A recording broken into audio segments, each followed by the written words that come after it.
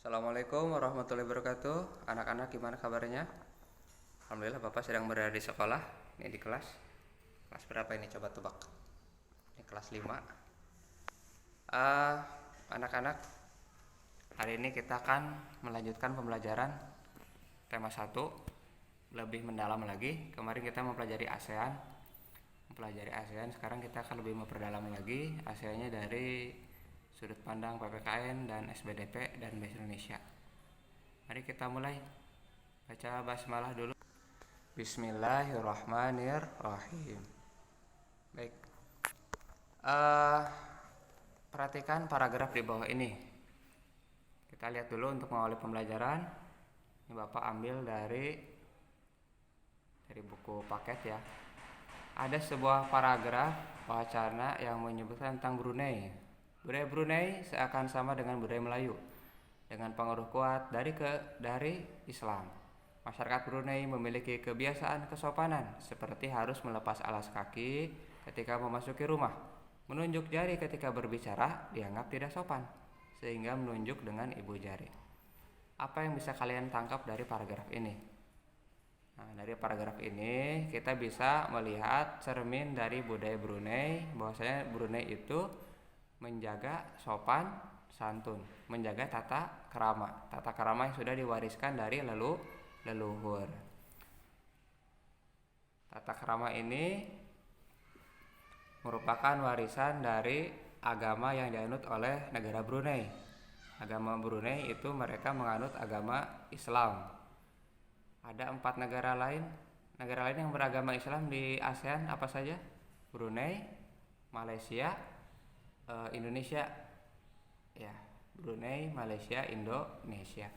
Dan Indonesia adalah negara dengan agama Islam terbesar.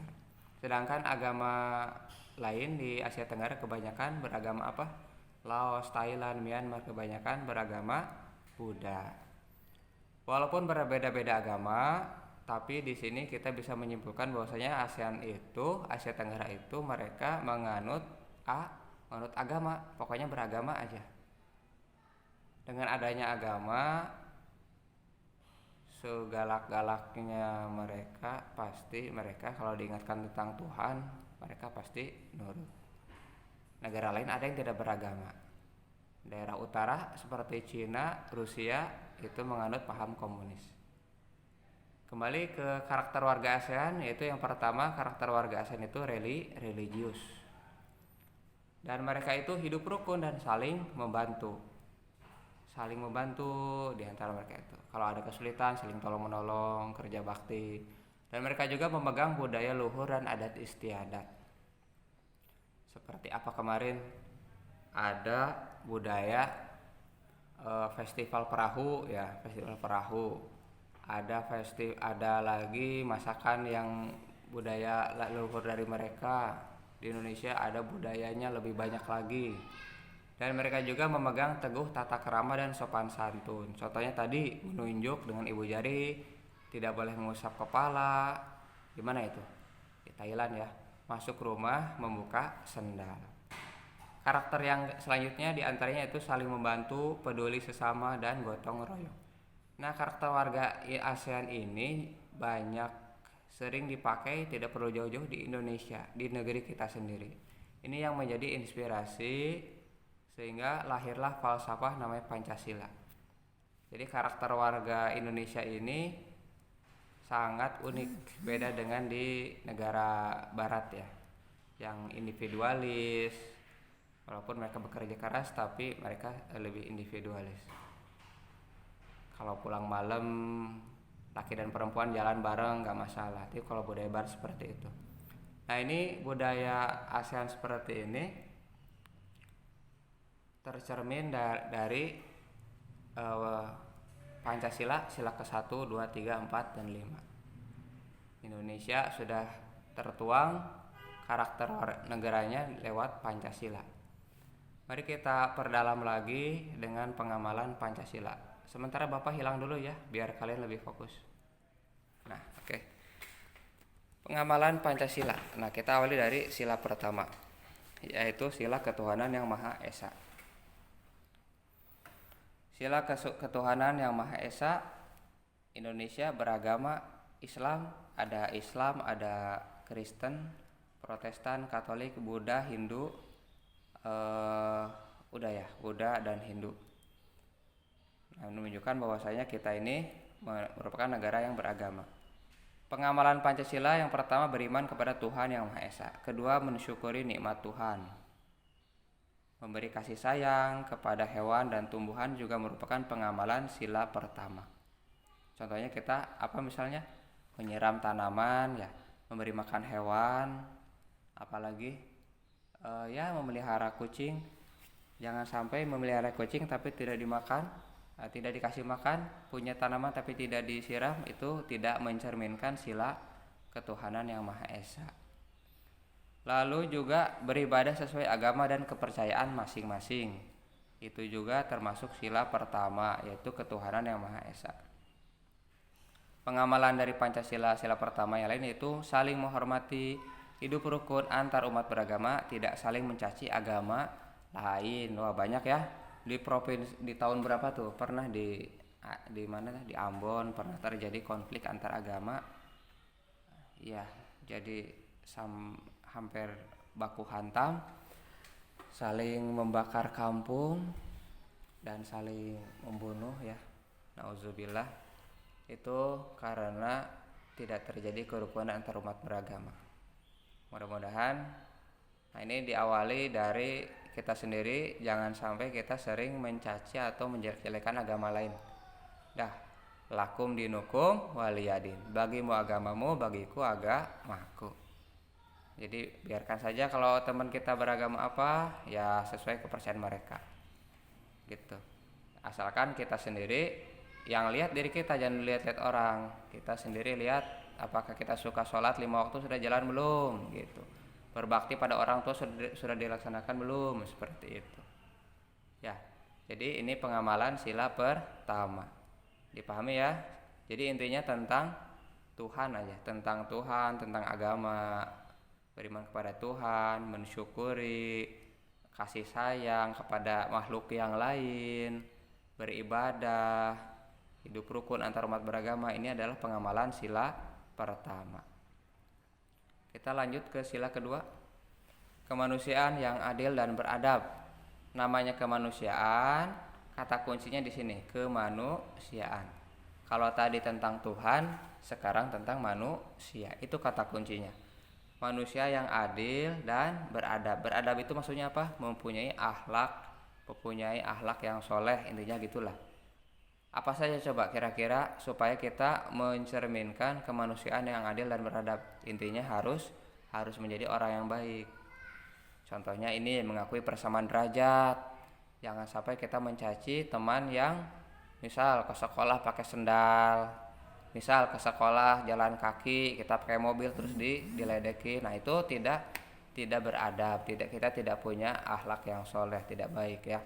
Harus mengakui persamaan derajat, bahwasanya setiap orang, setiap manusia di mata Tuhan, di mata Allah adalah sama. Lihat ketika sholat berjamaah, mau jenderal, mau tukang cukur, mau tukang cikur, mau penggali kubur, semuanya berdiri satu shaf, ruku satu shaf, sujud satu shaf, semuanya tunduk di bawah Allah Subhanahu wa taala. Jadi tidak ada semua pangkat, harta dan jabatan semuanya hilang semua di hadapan Allah. Tidak ada yang lebih istimewa. Yang istimewa itu adalah yang paling bertakwa. Kedua, agar tercermin kemanusiaan yang adil dan beradab, yaitu kita harus saling mencintai dan menyayangi antar sesama manusia. Contohnya teman kita kesulitan, nggak ada pensil, nggak ada pulpen, nah itu kita harus bantu. Kecuali kalau temannya membutuhkan jawaban, nomor ini apa sih? Nah itu kalian kalau mau membantunya sih secukupnya, bukan berartinya membantu dengan memberikan jawaban. Kasihan Pak, kasihannya bukan seperti itu. Dengan kita kasihan itu dan kita memberi jawaban, malah dianya akan terus keenakan, dianya tidak akan belajar, terus bergantung kepada kita.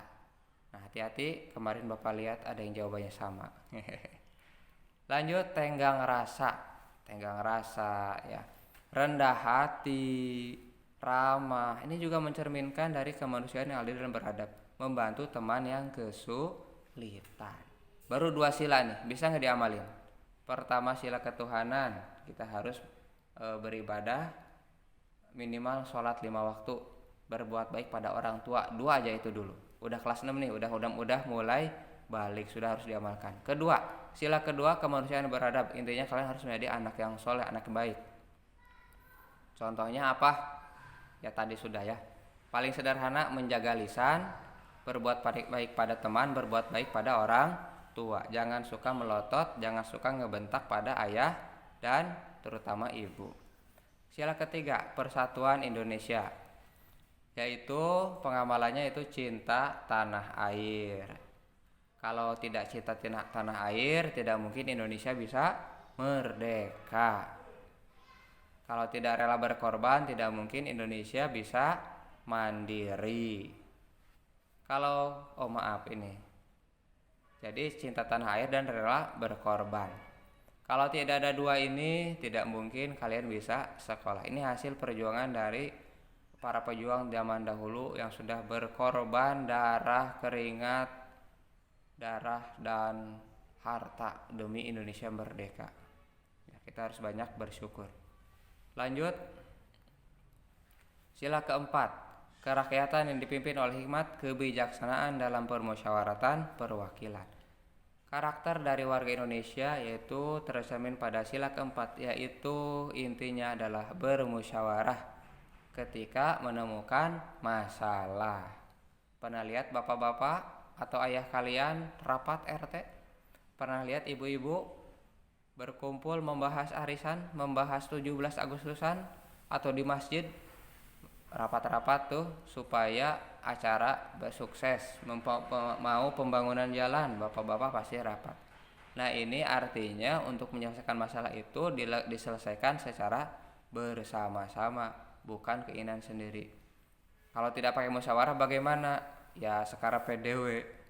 Wah, saya mau pengen gini, udah begini aja. Nah, nggak bisa seperti itu. Yang kedua, yang tercermin dari sila keempat itu menghargai pendapat orang. Kalau pendapat orang lain, maksudnya kalau orang lain berpendapat kita hargai. Kalaupun tidak setuju, tapi kita hargai. Artinya hargai ya tidak meledeknya, tidak mencacinya. Yang ketiga yaitu tidak memaksakan kehendak. Kalau kita ada keinginan, kita ada pendapat yang merasa, menurut saya mah bagus nih, tidak perlu dipaksakan.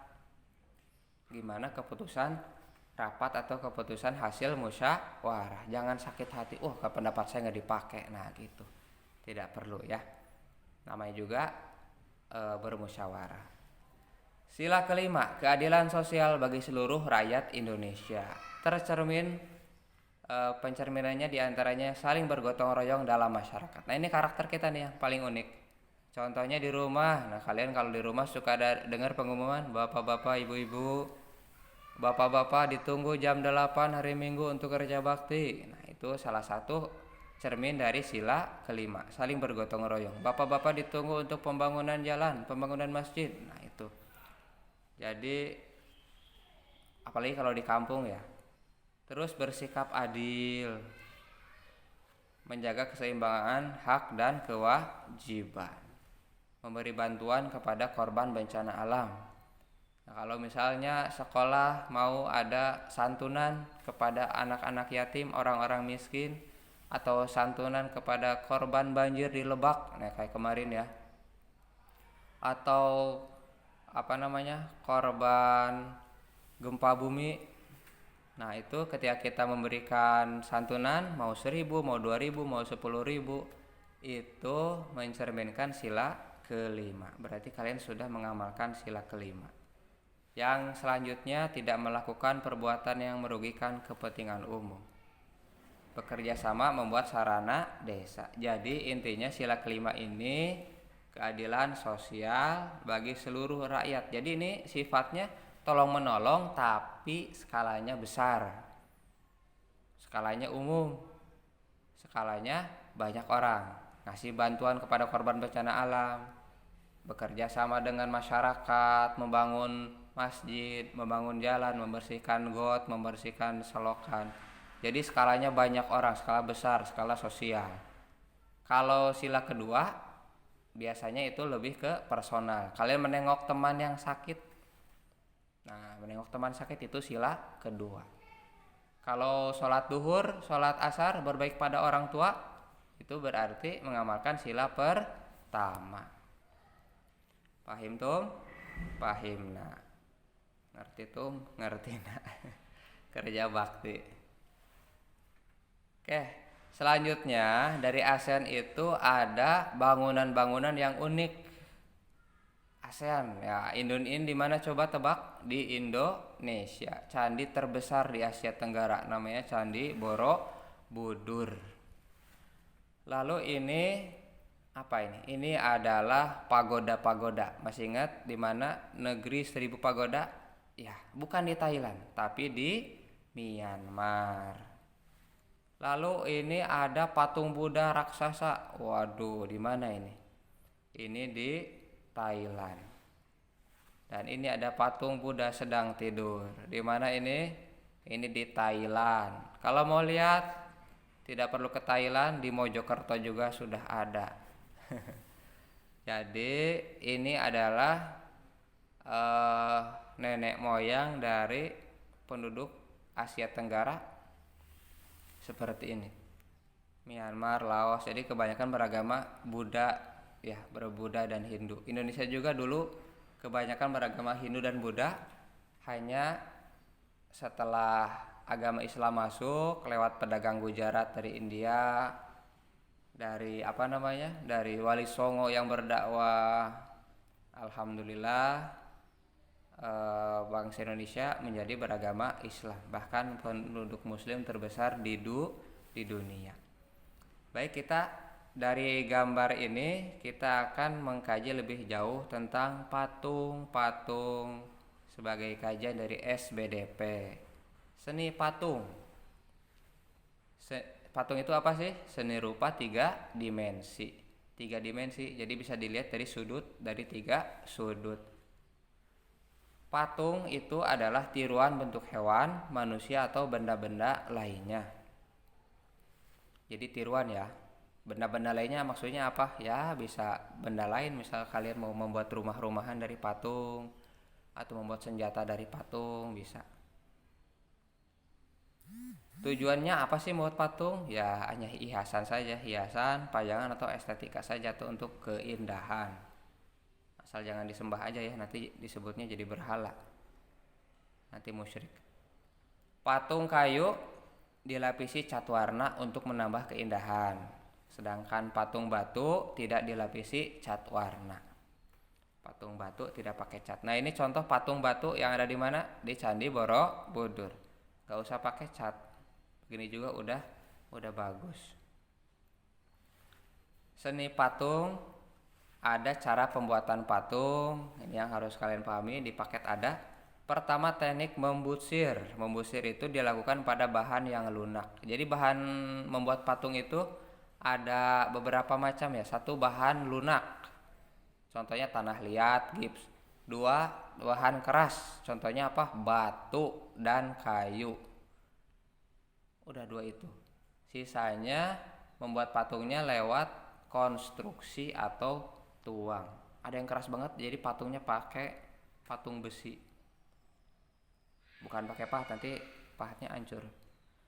Pertama, teknik membusir. Apa itu teknik membusir? Teknik membusir itu dilakukan pada bahan lunak dengan cara memijit, menambah atau mengurangi bahan menggunakan alat busir dan meja putar.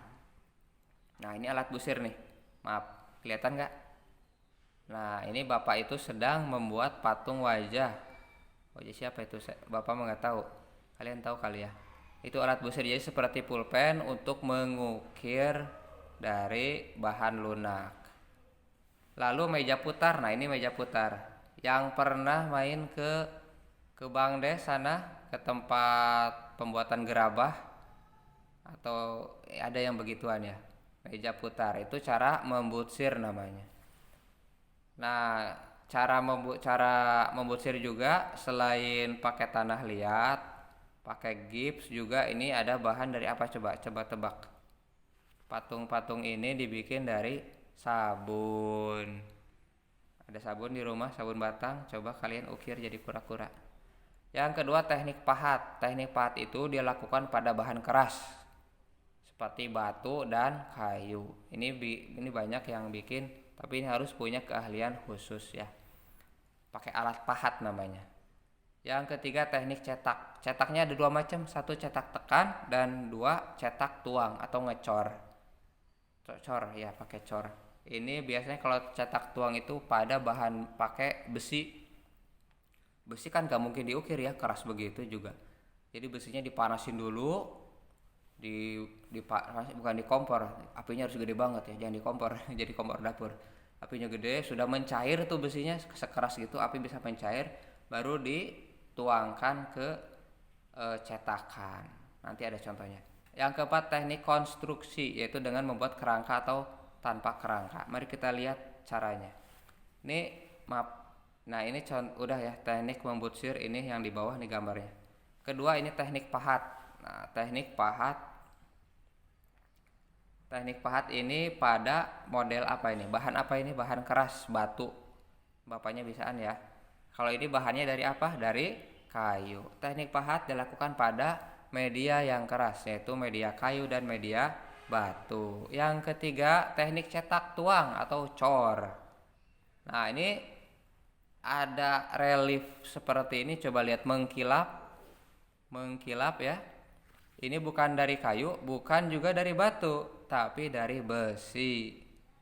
Ya, besi, logam lah ya. Bisa dari perunggu, bisa dari besi, bisa dari bahan apapun.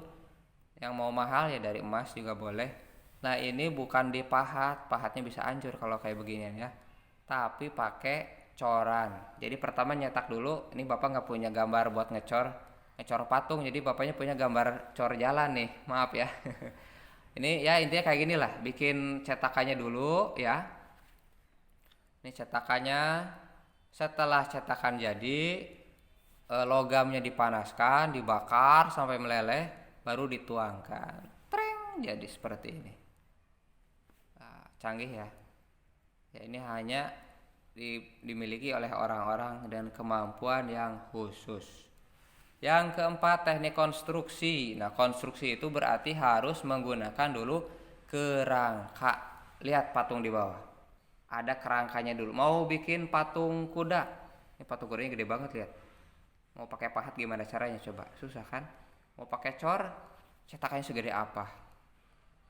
Mau bikin patung kuda, pakai tanah liat nggak mungkin, kena hujan nanti meleleh. Nah, ini jadi pakai konstruksi, pakai rangka dulu. Lihat, ini ada kerangkanya dibikin. Nah, ini kerangkanya, baru setelah kerangkanya jadi sudah terbentuk, baru ditutup oleh bahan penutupnya. Ini udah hampir jadi ya. Oke, ini paham ya? Nah, jadi ada berapa macam untuk cara membuat patung? Satu, cara membutsir. Dua, cara pahat. Dua, dicetak. Yang keempat, konstruksi. Nah, begitu juga mungkin di ASEAN, kira-kira patung-patung yang ada di candi-candi dibikinnya dari apa coba? Borobudur, kira-kira patungnya dibikin dari apa? Pakainya cara apa? Cara pahat. Oke, sekarang kita ke bahasa Indonesia. Ide pokok paragraf. Nah, coba kita ini, soalnya kemarin banyak yang belum paham kayaknya tentang ide pokok paragraf. Apa sih ide pokok paragraf? Jadi ide pokok itu adalah gagasan utama yang mendasari pembuatan paragraf, pembuatan cerita. Kalian mau menerangkan apa? Kalian mau menjelaskan apa? Dari situ baru tertuang, itulah namanya ide pokok. Ide pokok itu ada pada kalimat utama. Kalimat utama sifatnya umum. Oke, lanjut. Setelah kalimat utama dilanjutkan dengan kalimat penjelas. Contoh, biar lebih jelas. Ide pokoknya nih.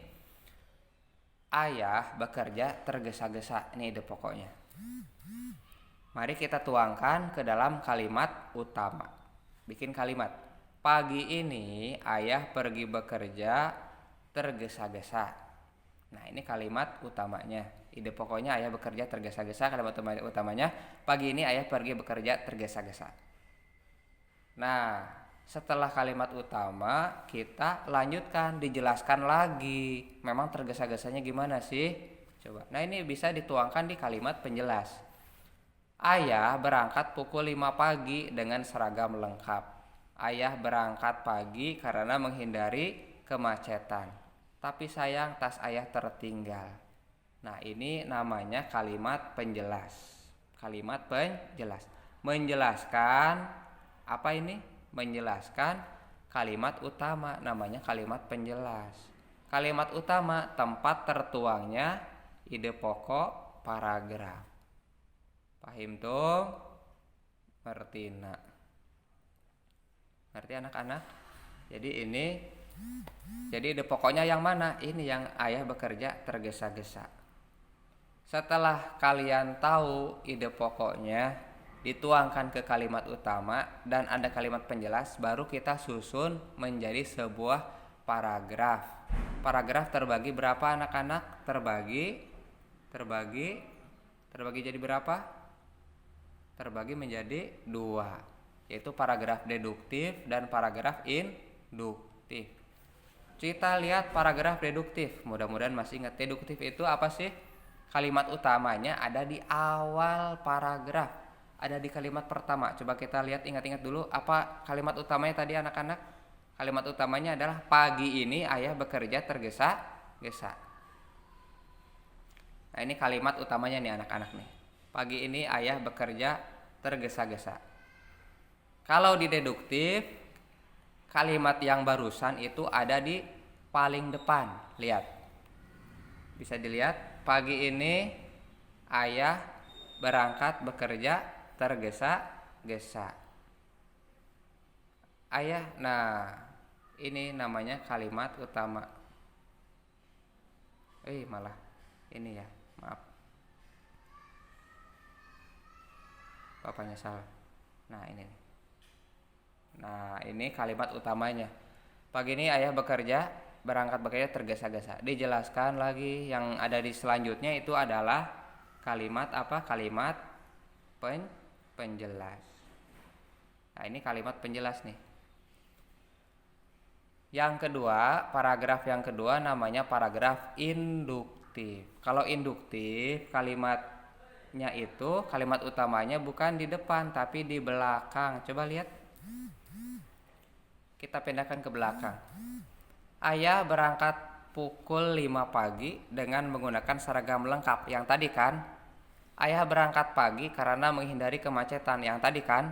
Tapi sayang tas ayah tertinggal. Yang tadi. Tapi yang berbeda apa ini? Kalimat utamanya tadinya di depan pindah ke belakang. Semua ini karena ayah pergi bekerja dengan tergesa-gesa. Ngerti? Jadi kalau induktif kalimat utamanya di mana? Di akhir. Kalau deduktif di awal. Ada pertanyaan? Kalau tidak ada, Bapak nanya. Kenapa sedikit berbeda? Di sini pagi ini, di sini semua ini. Kenapa? Karena ini namanya kalimat bukan ide pokok. Jadi mau di awal mau di akhir kalimatnya bebas boleh diganti sesuaikan dengan paragraf. Tapi intinya sama, yaitu ayah pergi bekerja tergesa-gesa. Di sini pagi ini, di sini semua ini artinya ini menyimpulkan kesimpulannya. Baik, begitu penjelasan tentang hari ini tentang apa tadi? PPKN, tentang pengamalan Pancasila. Yang kedua tentang SBDP, tentang patung. Yang ketiga membahas tentang kalimat utama dan ide pokok. Terima kasih. Assalamualaikum warahmatullahi wabarakatuh. Oh maaf, ada satu lagi. Kembali ke paragraf ini anak-anak, maaf ini ya. Ada kesalahan pesawat televisi. Kembali ke paragraf yang tadi di awal, coba Budaya Brunei seakan sama dengan budaya Melayu. Coba menurut kalian ini paragraf deduktif atau induktif? Oke, coba tebak. Di mana kalimat utamanya? Di depan atau di belakang? Di awal apa di akhir? Pertama apa yang terakhir? Oke, yang betul adalah ini paragraf deduktif. Kalimat utamanya ada di awal ini. Budaya Brunei seakan sama dengan Melayu karena dengan pengaruh kuat dari Islam. Itu. Oke, pahami anak-anak? Terima kasih. Assalamualaikum warahmatullahi wabarakatuh.